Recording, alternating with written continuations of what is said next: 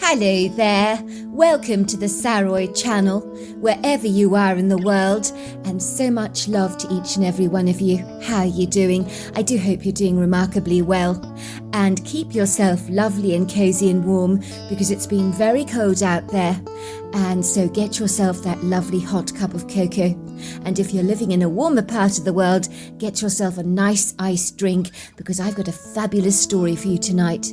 But before we get started, don't forget to subscribe to the channel, click the notification bell and the thumbs up, and let's get started with tonight's story.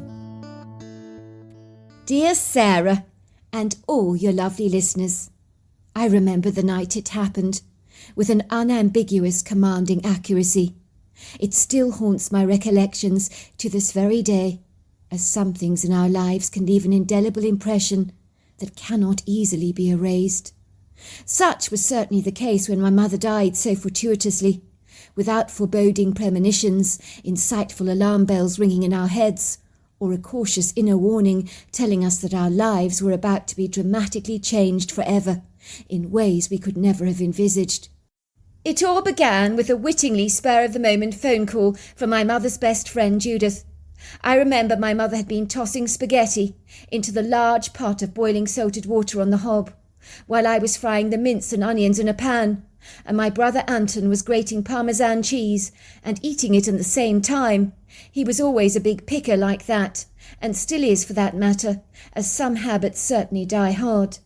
We were preparing spaghetti bolognese for dinner, while my dad was sitting on the granite kitchen island, sifting randomly through a newspaper while drinking coffee. My father was old school and didn't like reading the news online. My mother's cell phone began to ring, and when she was in the kitchen industriously cooking, she always put her cell phone on speaker, as the sizzling noises of the frying onions can be very distracting, and cell phone calls can become rather faint. "Hello, Judith, what's up?" my mother asked. "Kitty, I'm in trouble," came Judith's almost faint voice at the end of the line. "What's up, Judith?" asked my mother. "Are you all right?" No, I'm not. He's cheating on me, Judith. I just knew it. I knew it in my gut. I was right." "Are you sure?" said my mother. "The private detective gave me the photographs about an hour ago. Some of them, oh God, Kitty, some of them are explicit. What should I do?" The woman began to sob.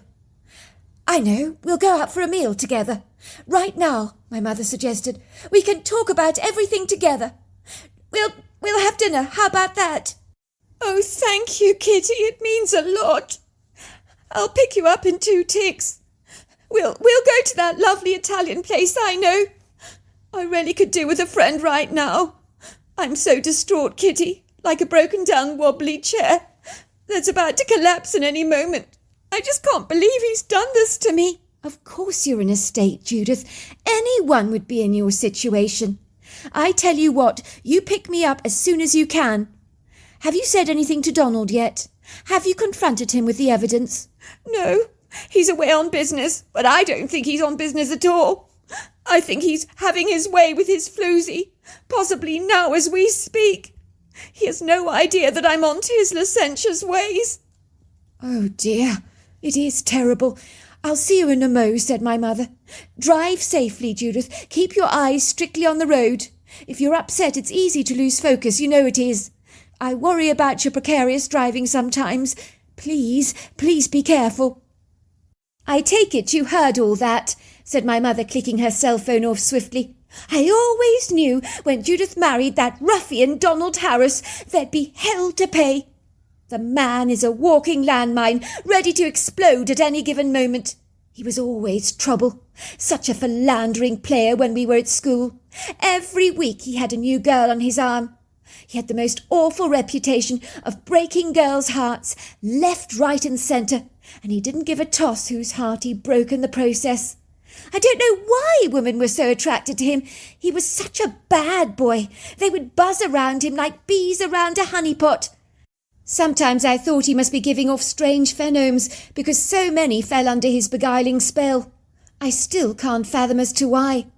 "But not you," teased my father. "You did not succumb to his charms, I take it. Please, Jules, give me a break, will you? The man has got about as much charm as a rattlesnake. No, I never fell for that lecherous playboy who was a skirt chaser in every regard. Goodness gracious me, no. I could see him for exactly what he was. I remember in those days Judith would look at him longingly, but back then he never so much as gave her the time of day. She would tell me, Kitty, I'm so in love with Donald Harris, but he won't even look at me. She'd get ever so upset about it. I remember she'd stop at nothing to get attention from him, but he completely ignored her the whole time. I guess in those days Judith was just not his type. She was very boyish looking back then, brown hair, brown eyes. And let's just say Donald liked redheads and blondes, but no, he wasn't really into brunettes, especially boyish looking ones. I suppose you could say he had a Pacific type of woman that he tended to fancy.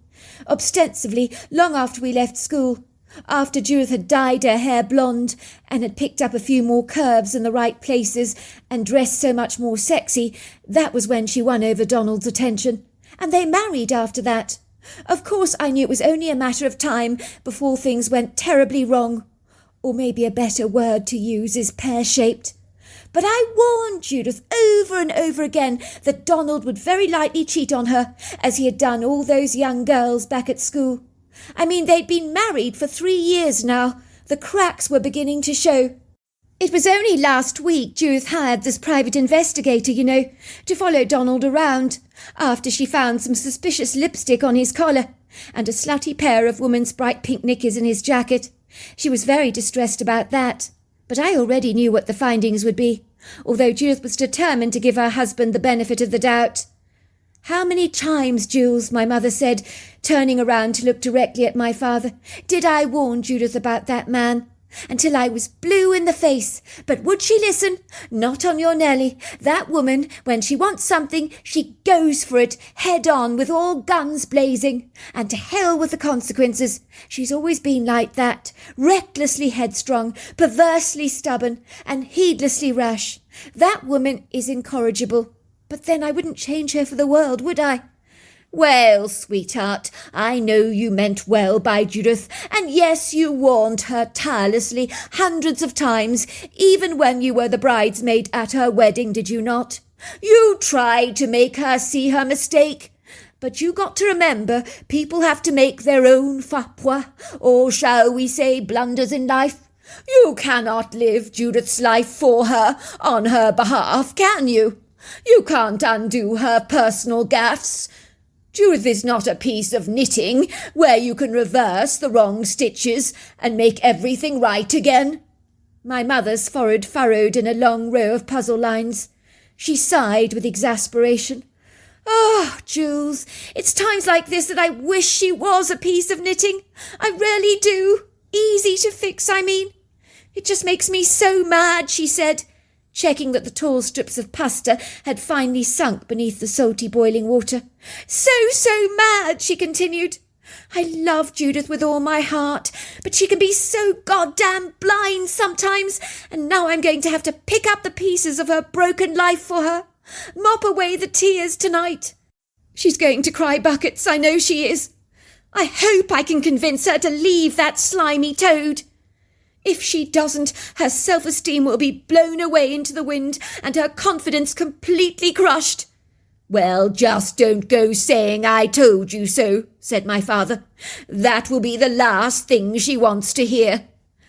I'm worried about Judith driving you to that Italian restaurant right now. That is my greatest concern of the minute. Should you not get a taxi together? That woman is the most atrocious driver. I don't know how she ever passed her test. Oh, believe me, Judith has some tricks up her sleeve. She possibly charmed the driving tester. I wouldn't put it past her. When needs must, Judith can be remarkably resourceful. That's not funny, said my father. That woman should not be out on the roads. It's like letting a wild tiger roam the streets. She's unbridled behind that steering wheel. She really is. She's not that bad a driver, Jules, laughed my mother. Are you sure you guys are going to be all right tonight, managing dinner all on your own? "Sinead," she said, looking at me gratefully, "perhaps you could finish off the bolognese sauce for me, wouldn't you? Don't forget to add some chicken liver to it and red wine. That's crucially important." She looked up at my father again, with her soulful blue eyes. "I'm not sure how long I will be, darling. I could be back quite late. It's times like this, Jules, that I so wish I could drive."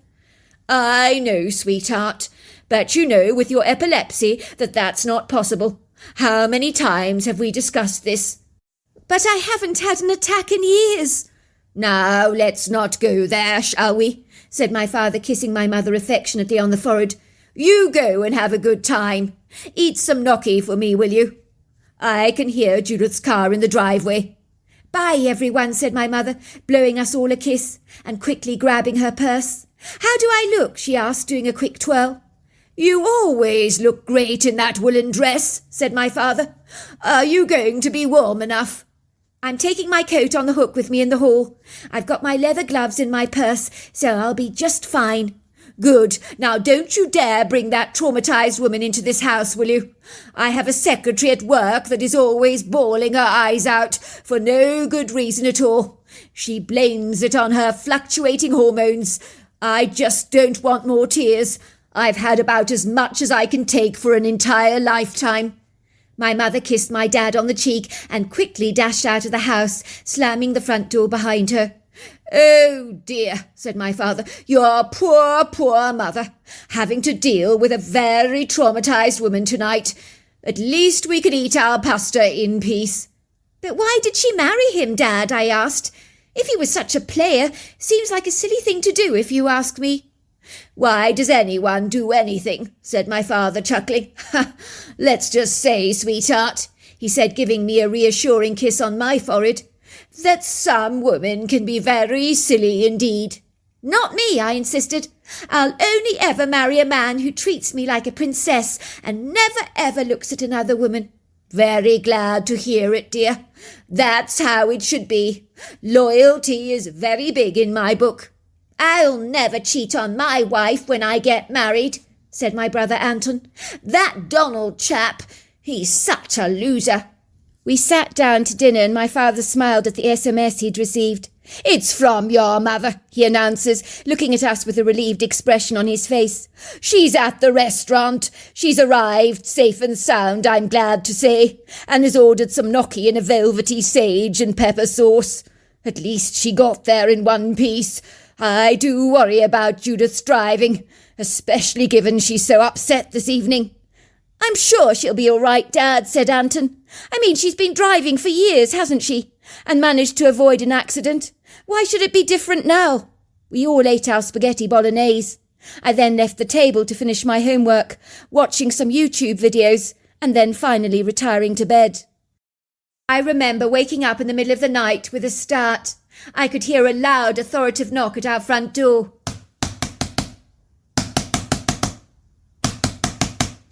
I gasped as through the veil of the silky white curtains of my bedroom window, I could see the inauspicious flashing lights of a police vehicle on our driveway. I remember my heart jumped into my throat. My thoughts were seized by an overwhelming apprehension, as I knew my mother had been out with Judith and she hadn't returned home yet. It looked like a police vehicle was now parked in our driveway. Had something terrible happened, I wondered? Please, God, no! I climbed out of bed hastily, and anxiety charged my every thought with an electrifying, palpable fear. It was cold in my bedroom. The drop in temperature was very pronounced, as icy draughts of cold air nuzzled my skin. I grabbed my dressing gown, threw on my slippers, and darted hurriedly down the staircase, as fast as I possibly could. My sleeping eyes were now wide awake. I ran across the oakwood floors towards the front door. My dad was standing there in his dressing gown. He opened the door just as I arrived on the scene. It seemed like my brother Anton had slept through the drama unfolding before us. 2 uniformed police officers were standing in the doorway, with a melancholy expression on their faces that they willfully tried to camouflage, but I had picked up their rueful, lugubrious energy. "What is all this about?" said my father, his voice sounding unduly alarmed. "Is my wife all right? She hasn't been involved in an accident, has she? Please tell me, what is going on?" "Calm down, sir," said one of the officers. "Might you spare us a minute of your time, please, sir? May we come in and sit down with you for a little chat? It won't take a minute of your time," he assured us. I think me and my father instinctively knew, at that very moment, that something quite catastrophic had happened. You get a sense of these things, don't you? And the vibe that these police officers were giving off was less than consoling, as my instincts began to flood my thoughts with a dolorous oppression. My father guided the police officers into our living room. They sat down opposite us on the upholstered chairs. My father grabbed my hand to squeeze it reassuringly. "My wife," he said. "Is she all right? Please, I beg you, tell me what's going on." "You are Mr. Jules Campion, is that right?" "Yes," said my father. "That is right, I am him." "Your wife is Mrs. Kitten Campion?" "Yes, indeed, she is," said my father. "Well, I regret to have to inform you, Mr. Campion, that your wife died in a car accident this evening. If there is anything heartening, I can say, in these heartbreaking circumstances, she would not have suffered anything. Her death was instantaneous. We would both like to express our heartfelt condolences for your grievous loss." My father's face was crestfallen. His eyes grew wide. His fingers started to shake violently. He put his hands over his head. He cried, "No, this can't be happening. It's not true. You're misinformed, grossly misinformed. Please not my beautiful Kitty, not her. Please, no." "Is Mum dead? Mum isn't dead, is she? She can't be dead. Is this true? Please, no. There must be some mistake." "I'm afraid she passed away, young lady," said the police officer kindly. "We are dreadfully sorry for your loss." One of the police officers, seeing the brandy on the sideboard, quickly grabbed it. He poured my father a tot. "Drink this, sir. It'll help you." He also offered me some, even though at 12 I was rather underage, but that did not concern anyone at all in the circumstances. He allowed me a stiff drink. The very tart liquid engulfed the back of my throat, and I swallowed it in one gulp. It burnt, but it seemed to help appease the shock, even if it was only for a moment. I sat there frozen to the settee like a solid ice statue, unable to comprehend what the officers had just told us. Surely there was some mistake. My mother had been home only hours before. She couldn't be dead. This couldn't really be happening, could it? This was all some lamentable nightmare. Any moment now I would wake up. I pinched myself very hard and realized with horror that this was no dream, but a living and breathing nightmare, that had assaulted and pulverized our lives like an unexpected tsunami, crashing towards the shoreline with no Mayday forewarnings of the looming, untoward, torpid disaster about to manifest so callously into our lives, tearing us apart into thousands of smithereens, like a broken mirror, so shattered you cannot put the pieces together again, no matter how hard you may try. "How did the accident happen?" my father asked the officers. "The woman, unfortunately, driving the car, Mrs. Judith Harris, I believe her name is. She was driving on the wrong side of the road by mistake. A truck went plunging through the front of the car. For some inscrutable, enigmatic reason, the woman driving didn't even get a scratch. But she's in a terrible shock, blaming herself for what happened. That bloody woman! She's only gone and killed my wife. She's always been a lousy driver. I knew something like this would happen. But did I stop it? No, I'm a complete idiot," said my father, blaming himself for what had transpired. "Please, sir, don't go blaming yourself for this catastrophe," said the officer kindly again. "In my experience, accidents happen, but playing the blame game never helped anyone." Suffice to say, weeks and months passed by, and our house for a long time felt like a cold morgue. It was as if the time after my mother's unforeseen death whirled around us in a hazy obscurity, as if we were all caught up in a hallucinatory trance. We went through our daily lives robotically, each dealing with our grief rather differently. Sometimes my father would sit on the couch in our living room, staring blankly at the walls, as if his mind was 1,000 miles away. I barely remember the funeral at all. It was just a murky fuzz for me, an ocean of strange faces and perfect strangers expressing their condolences to us. Like everything brutal, the event went around in my head as fast as a Ferris wheel, and the memories of that tumultuous time are so desperately vague. I do remember when Judith Harris came to visit us, though. I thought my father's wrath would come down upon her like a ton of bricks. To my immense surprise, my father was benevolent and graciously kind to her. If a tsunami had devastated and hit our lives, it had done 1,000 times worse for poor Judith, for she had lost her very best friend in the entire world, and had to live with the grievous guilt of what had transpired that fateful night. To top it all up, her marriage was in freefall, as her husband Donald had betrayed her trust. I barely recognized the woman when she came to see us. She had become a walking bag of bones. Her cheeks were sunken. Her eyes were like black pools of hopelessness and despair. I remember feeling so desperately sorry for her. My father led Judith into her house like a fragile doll that might just break in any minute. "I'm so sorry," said Judith, her eyes filling with tears. "I would have come so much sooner, but I just couldn't do it. But I killed your wife, Jules. I'm responsible for her death. It's because of me she's dead. I really wish it was me that had died that night." "Calm down, Judith," said my father. "Calm down." He went and got her a large glass of brandy. She downed the whole thing. I could hardly believe it, in one gulp. Judith continued, Your wife, she was right. I was an atrocious driver. I'm so glad they took my driving license away from me. I'm never going to drive again as long as I live. Some people shouldn't be out on those roads, and I'm one of those people." "Well, that might be a very good idea, Judith," said my father. "Some people may not be meant to drive. My wife was one of those people with her epilepsy. Now, I don't want you to be punishing yourself for what happened. I was equally to blame for the accident, even more so, I think. I knew you were a bad driver, Judith. I did. I had grievous doubts about your driving that night, especially under the influence of your distress, having discovered the dreadful news that your husband was cheating on you. I should have put my foot down and taken the both of you to the restaurant myself, but I didn't.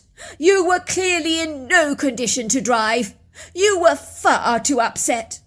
"I was," admitted Judith. "I could barely see where I was going. I was crying so much. My chest, it was choked up with such a heavy grief. It made me feel as if I had clouds in my lungs. I hold that husband of mine accountable for what happened to Kitty. He has to bear some of the blame. If he hadn't cheated on me, I wouldn't have been so distressed. Kitty and I wouldn't have gone out to dinner that night, and none of this would have happened. I hate that man. I hope I never see him again as long as I live. Kitty was so astute. She could see him for what he was. She told me over and over again that Donald would cheat on me, that he hadn't changed, that a leopard can't change his spots. But me, I didn't listen. I was obstinate. I wanted that man so much. I can't believe how many years I hankered after him.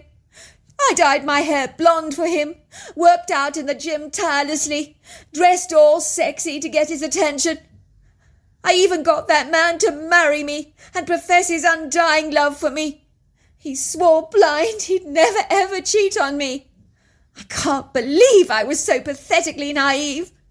I'm a complete, total and utter idiot, and I hate myself." "Judith," said my father, "I don't get cross easily, but I'm cross with you now. I won't have you talking bad about yourself. You hear me now? None of this is your fault. Yes, you're a bad driver. Big deal. I'm bad at carpentry. You have lousy taste in men. You were a poor judge of character. It happens. Don't beat yourself up about it. As far as my wife's death is concerned, we're all to blame for it in some way. But Kitty would never want us to live with recriminations. Stuff happens. Life happens. That's the way the cookie crumbles. We have to accept it, Judith. We have to move on with our lives, whether we like it or not. We have to heal, Judith. Do you understand that? Judith nodded through her tears. You're so kind, Jules. I don't deserve your forgiveness. You should be screaming at me. You should hate me for what I've done. Of course you deserve to be forgiven, said my father kindly, kissing Judith on the forehead affectionately. Everybody deserves forgiveness, do they not? As for hating you, don't be ridiculous, Judith. How could I ever hate my wife's most beloved, precious and treasured friend? Where are you living at the moment? He asked her. In a hotel room, would you believe it? Until I sort out the divorce with Donald.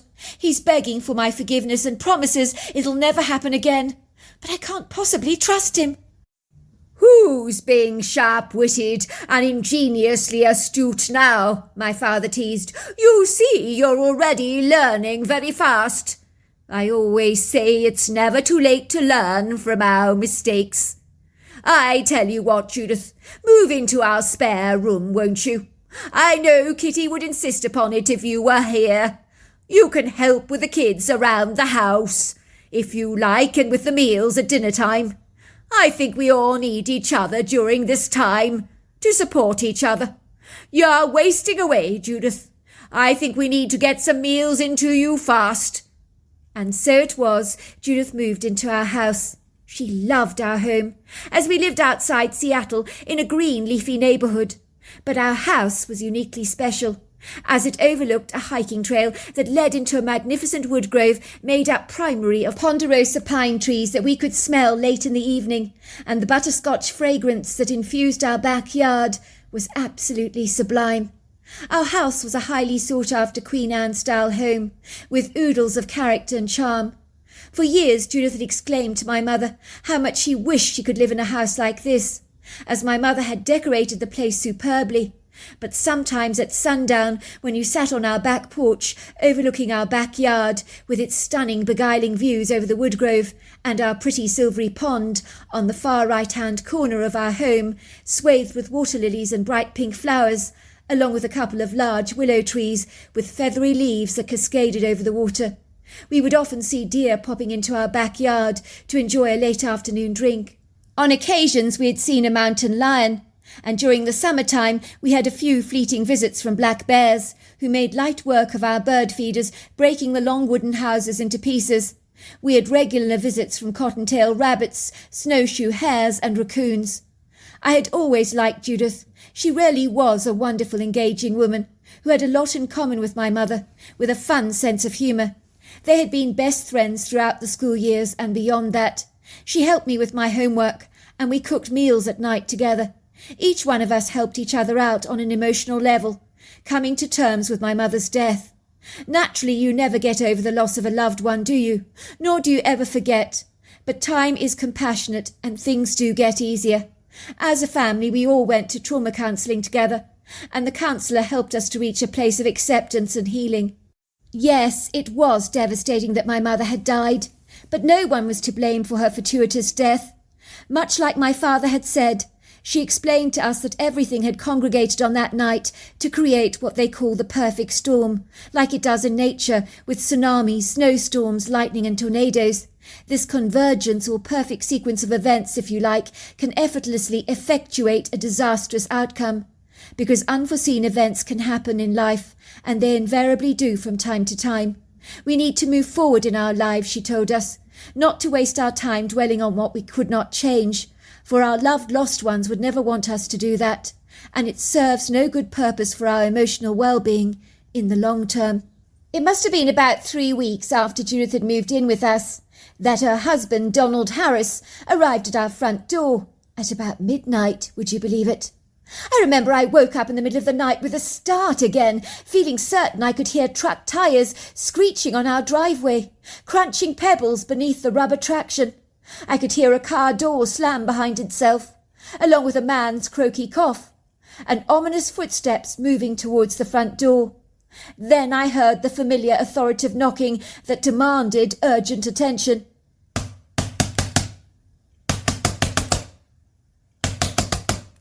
It was like an inauspicious, portentous replay of the very night I lost my mother so tragically. Was something unfavourable about to happen again? My heart sank like a large pebble being plundered into the depths of a huge body of water. My throat began to thicken with a foggy encumbrance. My eyes darted towards the cream curtains that were blowing in a light breeze as the window was slightly ajar. But thankfully, I didn't see any blue lights flashing like I had on that calamitous night. Oh, that was a relief. I could hear my father's feet padding down the staircase, his voice muttering under his breath. "What the hell?" he was saying. He sounded very aggrieved, to have been rudely woken up in the middle of the night. I quickly threw on my dressing gown and slippers, darting down the staircase, while my father opened the front door. "Donald," said my father, "what are you doing here? Your wife, Judith, does not want to see you. Surely you know that." I stared at this man in confounded disbelief. It was hard to fathom that this pathetic, bedraggled specimen had been the heartthrob of so many young women in his youth. There he was, standing in our doorway, smoking a joint, smelling strongly of booze, looking intoxicated, unkempt, and dishevelled like a vagrant. Very sorry for himself, I might add. I was sure the man hadn't seen a bath for many days, and the wispy beard he was sporting was a result of abandoning a razor, not attempting to grow a beard. It was too straggly for that. He was about 6 foot tall, thin-looking, with long dark hair that fell above his shoulders in a tangled mess, as if his hair had been forsaken by the hairbrush, with long hair, big brown sorrowful eyes that rather reminded me of an injured puppy, and bootleg pants that were certainly not in fashion. It was like he was trapped in a fashion time warp. He looked like he belonged in the 60s. "I want to see Judith," he demanded. "I'm sorry, Donald," said my father. "You know Judith doesn't want to see you. Would you kindly leave my property now?" He tried to close the door on Donald, but Donald had put his shoe in the doorway like a doorstopper to block it, so my father couldn't slam the door. "I need to see Judith," Donald demanded, his voice sounding drunk. "I need to see her now." "It's all right, Jules," said Judith. "I'll take this. Let him come in. I'll speak to him quickly." I watched the tall, thin man follow Judith into the living room. I followed behind them, promptly sitting next to Judith on the white leather couch. I wanted to offer her support, while my father shrank away in the shadows, possibly keeping a surreptitious eye on Judith to make certain she was all right, although Donald was harmless enough, definitely a non-violent person. "Must she be here, Judith?" said Donald, looking ever so slightly annoyed, taking another puff of his joint, blowing it wistfully into the room so the air was filled with the pungent smoke. "I wanted to speak to you alone, Judith." "If Sinead wants to be here with me, she can," said Judith, holding my hand firmly in hers. "Now what is it you want, Donald? You do realise it's 12 o'clock at night." 12 o'clock?" said Donald. "I had no idea it was so late." "Of course you didn't," said Judith. "You have not got a clue about anything, have you, Donald? You're as drunk as a skunk and in no state to drive. What on earth were you thinking coming here in the middle of the night like this, disturbing the entire household? Who are, for your information, trying to get some much-needed sleep. But you've done a fabulous job in waking up everyone." "Isn't it obvious why I'm here, Judith? Do I need to spell it out to you?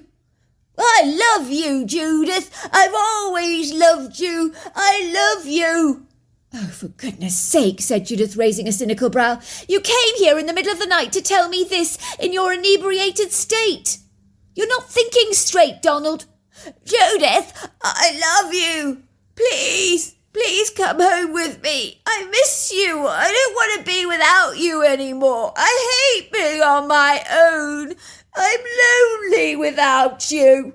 "You should have thought about that, Donald, before you started messing around with that little hussy." "I'm sorry, Judith. She meant nothing to me. I told you she meant nothing to me. I made a stupid mistake. I mean, it happens, but it won't happen again. I'll never let it happen again. I promise you, as long as you come home. I don't believe you, Donald. I told you, it's over between us. I want a divorce. Oh, don't say that, Judith, he wailed. We can work this out. I know we can. I'll go to counselling. I'll do anything you want. I can't live without you. Judith, I can't live without you. You should have thought about that, Donald, I said, before you started messing around like this. I told you, it's over between us. I thought I'd made my feelings very clear. To my astonished amazement, Donald began to sob like a baby. I'd never seen a grown man crying like this before. I remember thinking to myself, he must really love Judith very much to be this upset. His behaviour was peculiarly strange. He then pulled out a revolver from his holty and said, If you leave me, I'm going to kill myself. I'm going to blow my brains out. Put that down, Donald, said Judith, her face growing grave with concern. Don't do anything stupid, Donald. You're drunk. You're not thinking straight. Now give me the revolver, please, Donald. Hand it over, will you? Give it to me. The man didn't listen. As the tears began to roll down his face, his red eyes were trying to put the revolver to the side of his head. But Judith kept waving his hand away, trying to grab the revolver from him. Come on, Donald. You're not thinking straight. Give it to me. Give it to me, Donald. Now don't be ridiculous, Donald. But then he got up and ran out of the house, while me and Judith began to give him chase. To our amazed, bewildered consternation, he hightailed it out of our backyard, climbed swiftly over the fence, running into the woodgrove. Me and Judith were consumed with a sense of dreadful foreboding. We ascertained that Donald really was likely to shoot himself. It looked like he meant business, that he wasn't play-acting either. That, or he should be enrolling in Hollywood as the next Clint Eastwood, as his exemplary performance had us both fooled. But neither of us believed that that was the case. Oh, my God, whispered Judith. What are we going to do? We have to stop him, Sinead. He's going to do something really stupid, I know he is. And despite everything, I do love him, you know. We have to stop him. We really do. It was a dark, velvety, lustrous night. Thank goodness for the full silvery moon that cast her light ethereal shadows over the countryside, while the bright twinkling stars dotted over the sky shone like opulent diamonds in the vast expansive firmament that stretched out into the ether for an eternity. Thankfully I had my cell phone light with me, as my cell phone was still in my dressing gown pocket, and there was no time to run back to the house to get torches. But in retrospect it may not have been such a bad idea, as the darkness can certainly limit and impede your mobility when your vision is substantially obscured. Both me and Judith crawled under the fence, running after Donald.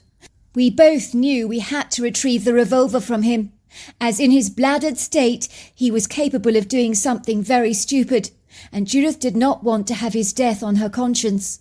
Hurry up, screamed Judith. We have to get him. We need to retrieve his revolver. I know what he's like. I know what he's capable of doing. The wind whistled bodefully as it blustered through the trees, while the tall vertical silhouettes of the ponderosa pines and Douglas fir trees that looked blacker than the night swaggered in the wind like inebriated drunks. Their needled boughs twitched, rustled and swished. The obstinate wind plunged its airy vibrations against our pyjamas and dressing gowns.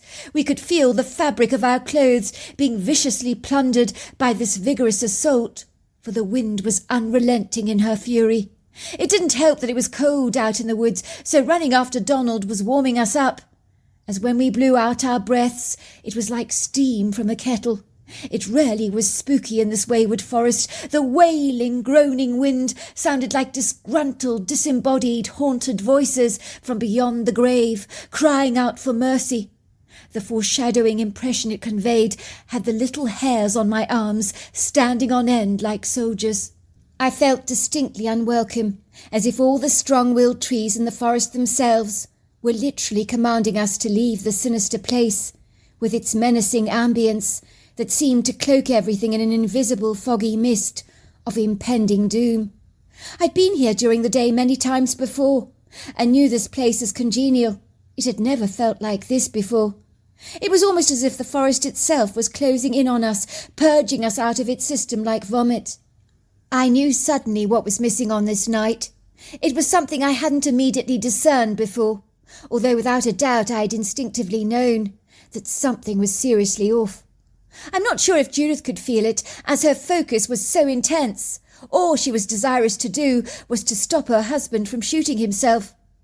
I realised that the forest was very quiet, unnaturally so, almost as if every movement, every call of nature, like the wail of a distant coyote, the hoot of an owl, the chirping of crickets, the croaking of frogs, had all but been confiscated, held hostage by the uncertain uneasiness that wafted through the forest like a tangible feeling that had grabbed the attention of every single living thing, so that all was made prisoner under the forceful wrath of this deadly silence, paralysed by its fearsome commands. Donald was running ahead of us, stumbling around in the darkness, tripping occasionally over the tumultuous undulating terrain, and over the occasional fern or piece of forest shrubbery. At least in the forest, the forceful wind was less taxing on us, as the trees had become a perfect windbreak, easing the challenge of chasing after a drunken man, for someone so bladdered was doing remarkably well, making his quick escape. We had run behind him awkwardly in our slippers, saved from many a nasty scrape by the light of my cell phone. Finally Donald slipped into a heap on the earthen floor. Thankfully he had fallen. Now we were looking down upon his face. He was holding his revolver to his head. "I'm going to shoot, Judith," he said. "I can't live without you. I just can't. I love you too much." "Donald, you're drunk. Please, I beg you, give me the revolver before you do something stupid. Shooting yourself is not going to fix any of our problems. It's not a solution." "It's my only way out," insisted Donald. "I told you, Judith, I can't live without you." All of a sudden, we heard a loud growl, but it was a low, guttural kind of growl, like that of a lion. It sent chills crawling down my spine, like a long line of tarantula spiders trudging down my back. "Oh my God, Judith," I gasped. "Did you hear that? There's something in the woods. A predator, I think." "What is it?" said Judith, her voice becoming strained by a rising anxiety. That was when we heard a crunching of leaves, a snapping of twigs, while the wind still roared and moaned. Whatever had been growling was coming towards us. I knew it in every fibre of my being, as before I'd seen anything I could feel this mighty presence. I could even sense its gargantuan size. I could feel its steely eyes fixed on us, burning through us with a blazing intensity. I flicked my cell phone light over the terrain, but I saw nothing. But I was in no doubt that something was there. For whatever this thing was, its formidable presence was all-consuming. It could be tangibly perceived. We were in no uncertain doubt that something was loitering in the dark shadows, waiting to pounce on us unaware. I trembled in terror and trepidation, my heart drumming violently in my chest. I could discern every single beat. "Did you see anything?" asked Judith. No. My cell phone light isn't very good. I can't see much at all. But there's definitely something in the shadows. I can feel something big, something pretentious, something monstrously huge." "I'm going to kill myself," said Donald, completely oblivious and unaware of the disturbing presence that was moving towards us. Judith and I were now trembling like jellies, almost completely forgetting about Donald. Now our attention was focused on our fear. We heard the discomposing growl again. Its low-frequency vibrations ripped through us, causing us to almost pounce out of our skins like a jack-hare out of its burrow, when suddenly crashing down on the forest floor came a ponderosa pine tree, only yards away from us. It was not a tree that was frail or rotting, but strong and healthy, with a robust strength. But something had pushed it down effortlessly, as if it was like a twig. But only an elephant could do that, surely. "Oh my God," I gasped. "I told you, Judith, there's something there. I think it's going to kill us. I can feel it. Whatever it is, it's big." Then we saw it, a dark silhouette, darker and more tenebrous than the trees, moving stealthily towards us, gliding gracefully on very large, powerful legs, his roar more intimidating and more treacherous than the wailing wind. He stood there staring at us through dark eyes. I flickered my cell phone light over him to fully focus my attention on what on earth this strange thing was. I audibly gasped. It was a Bigfoot, no doubt about it in my mind. A creature that until now I thought only existed in the realms of an overactive, rather flamboyant and colourful imagination. But there was no doubt in my mind that this creature was real. I could hear his heavy breathing, see the vapour of the cold air rising out of his nostrils like the steam from an iron.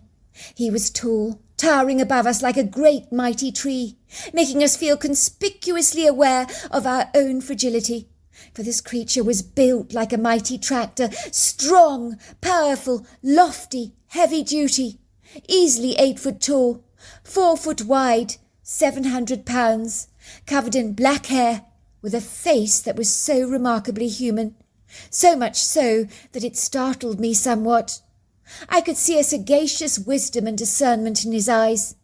He had an almost angelic outer-worldly quality about him, almost as if he knew exactly what was going on. You would have thought that both me and Judith would have run for the hills in our terror. But something majestically regal and gallantly imperial about this creature bedazzled our senses. For a moment our fear seemed to float away like a balloon on the wind, as the reverent awe that overwhelmed our senses rather like an intoxicating smell, making us remain silent like an audience in a movie theatre, waiting with bated breath to see what would happen next. This noble, distinguished-looking Bigfoot pushed past me and Judith, as if we were mere branches in the breeze, until he stood in front of Donald and roared at the man. Donald visibly trembled, his eyes grew wide, his mouth dropped open, and then out of his hands, in his shock, he dropped the revolver to the floor. The Bigfoot grabbed the revolver, handed it to Judith, who took it from the Bigfoot gratefully, and then we watched in astonishment as the creature nodded at us and glided away, and then he was gone. "That didn't just happen," said Judy. "Did that just happen?" She opened up the revolver, throwing the bullets out onto the forest floor. "Do you know, the creature spoke to me, Sinead, in my mind. He told me, he said, don't let him do anything stupid, referring to my husband. He still has lots of learning to do. That's what he said to me. I keep thinking it can't be real, but he really did speak to me in my mind." "Are you sure? Are you sure you're not imagining things? He never said anything loud. I never heard him say a word. He didn't even open his mouth. No, he spoke to me in my mind, telepathically, Sinead. Are you sure? Are you sure?" "Very sure," said Judith. "I'd never make up something as outrageous as this. It would make me look so silly." "Look," she said to Donald, "I've got your revolver now. I've taken out the bullets. So are you coming with us or are you not? Are you going to stay here in the forest, feeling so dreadfully sorry for yourself?" she said, pulling him up by the scruff of his collar, marching him ahead of us back to our home. "Where the hell have you been?" my father asked us when we returned back to the house. "Donald threatened to shoot himself," explained Judith. To cut a long story short, Judith decided to attend counselling for married couples dealing with infidelity, with Donald at her local church. The pastor there actively encouraged them to work on their marriage, informing them that it was a sacred union of God that should not be broken. The counselling was dramatic in its efficient success, as the couple attended church regularly, and soon Donald's life was actively transformed. He became a youth leader with a passion for God. He did a complete 180 in his life, and is now always testifying to people that God can change even the hardest of hearts. You can rest assured that the man is viable proof that a leopard can indeed change his spots. But Donald gives God all the glory. To this day, Donald has never cheated on his wife again. They now have 2 children and are happily married. You'll be delighted to learn that my father is now happily remarried to a woman that is remarkably like my mother. I also inherited 2 stepsisters who are my very best friends, but we still live happily in the Queen Anne house. And I hold the Bigfoot we saw that night with a reverent awe and wonder, for I believe without a shadow of a doubt that he stopped Donald from ending his life that night. So in my book, he certainly was an angel sent by God to prevent a tragedy from occurring that night. So there you are. That's my story. Wow, what an incredible story. Until next time, goodbye and good night.